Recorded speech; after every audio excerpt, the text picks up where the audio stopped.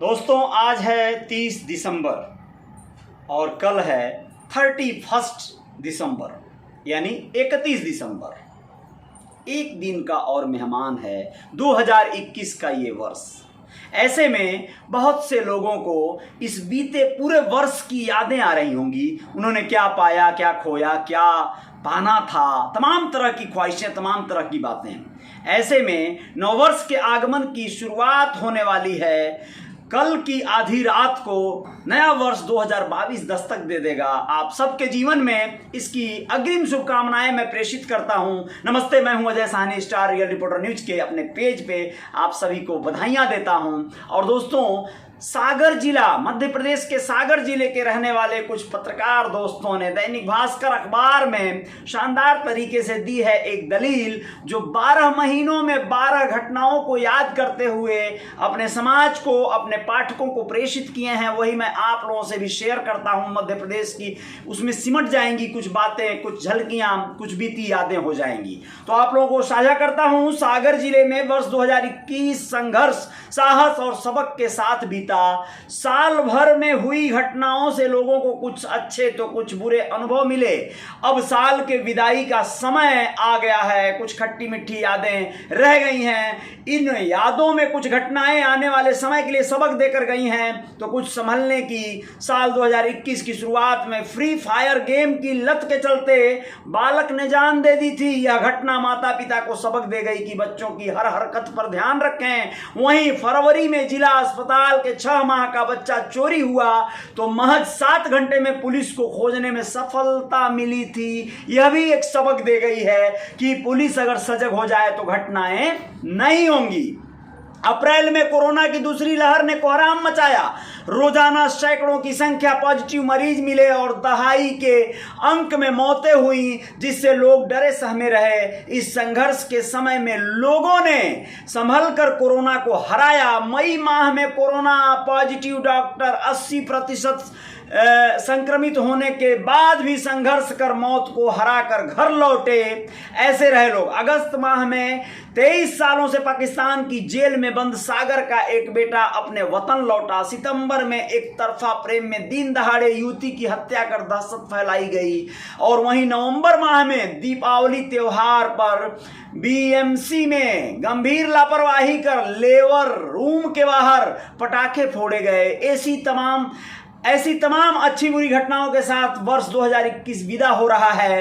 अब वर्ष 2022 को खुशहाल और बेहतर बनाने के लिए संभलने की जरूरत है, क्योंकि कोरोना की तीसरी लहर की संभावनाएं बढ़ती जा रही हैं। जनवरी माह में जो भी हुआ, गेम की लत से मासूम ने जान दी। सागर में फ्री फायर गेम की लत ने 12 साल के बालक की जान ले ली थी। उसी खबर को डिटेल में बता रहा है।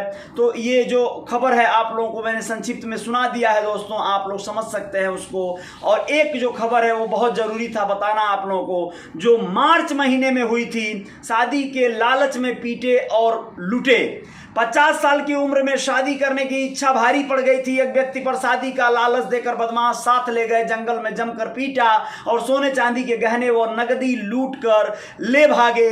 घायल को लहूलुहान अवस्था में जंगल में फेंक दिया गया था। घिसटते हुए सड़क तक पहुंचा था वह पीड़ित और मदद लेकर अस्पताल आया था। तो ऐसा रहा, मतलब कई एक तरह की और भी घटनाएं हुई हैं। जैसे कि मान लीजिए वहां पर मई माह में साहस से मौत को मात देकर लौटे थे डॉक्टर।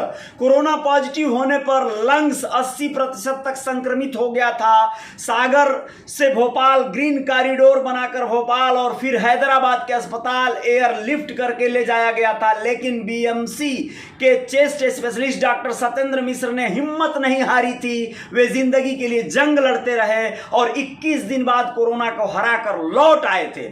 ऐसी घटनाएं मध्य प्रदेश के सागर जिले में घटी हैं और ये घटनाओं को लोगों ने बेहतर तरीके से याद किया हुआ है, उससे कुछ सबक ले रहे हैं। सागर में गुंडागर्दी की हद। मारपीट के मामले में जिला अस्पताल में भर्ती युवक पर आरोपी ने पेट्रोल डालकर आग लगा दी थी। घटनाक्रम सीसीटीवी कैमरे में कैद हो गया था। डॉक्टर और नर्सों ने आग को बुझाकर युवक की जान बचाई थी। गोपालगंज पुलिस ने आरोपी पर हत्या के प्रयास का प्रकरण दर्ज किया था। दोस्तों आप लोगों को बताएं, इस तरह की तमाम घटनाएं वहां पर घटी हैं, उनकी यादें आज भी ताज़ा हैं लोगों के जेहन में, दिमाग में। तो वो सारी यादों को लेकर लोग जो है कहीं ना कहीं बहुत आहत और दुखी होते हैं। दरिंदे को सुनाई गई सजाए मौत, एक सबसे शानदार वहां पर एक निर्णय हुआ था। सनौधा थाना क्षेत्र में 12 वर्षीय नाबालिग से दुष्कर्म कर हत्या करने के मामले में न्यायालय ने आरोपी वीरेंद्र आदिवासी निवासी आपचंद को फांसी की सजा सुनाई।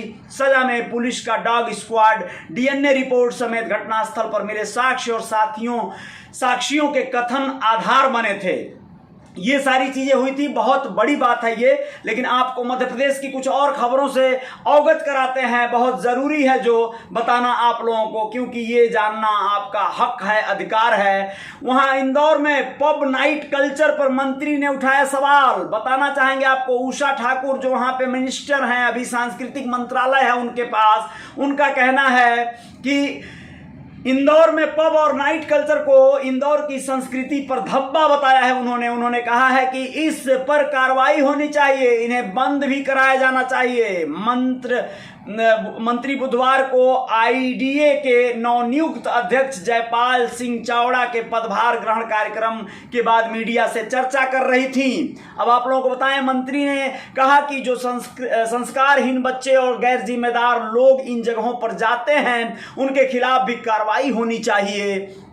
खास है कि इंदौर में करीब 20 से 25 बड़े होटल हैं। सभी होटल संचालकों ने जश्न की बुकिंग न करने की बात कही है। इंदौर के बाईपास वाले इलाके में कुछ गार्डन और क्लबों में नए साल का जश्न हो सकता है, लेकिन गाइडलाइन और बुकिंग न मिलने की वजह से अब तक तैयारी नहीं हो पाई है। इंदौर के विजयनगर, भंवर कुआं, कनाड़िया जैसे इलाकों में कुछ बड़े होटल, गार्डन और क्लब हैं। होटल गार्डन संचालकों ने बुकिंग होने से मना किया है।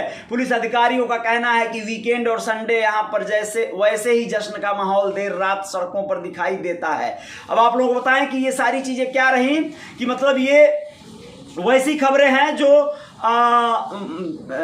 नए साल के पार्टी का जश्न मनाते हैं युवा युवतियां, और उसमें क्राइम ज़्यादा बढ़ जाता है, अपराध ज़्यादा बढ़ जाता है। उसको रोकने के लिए ये कवायद की गई है और ज़रूरी भी है, क्योंकि यह होना चाहिए, नहीं तो बहुत सारी परेशानियां हो जाती हैं। क्राइम हर हाल में होते हैं। इस तरह के लोग जश्न में डूब के शराब और दारू में नहाकर एक दूसरे के साथ अश्लील हरकतों को करने के लिए एकदम लालायित रहते हैं। आप लोगों को बताएं, देवास की एक खबर बता दें।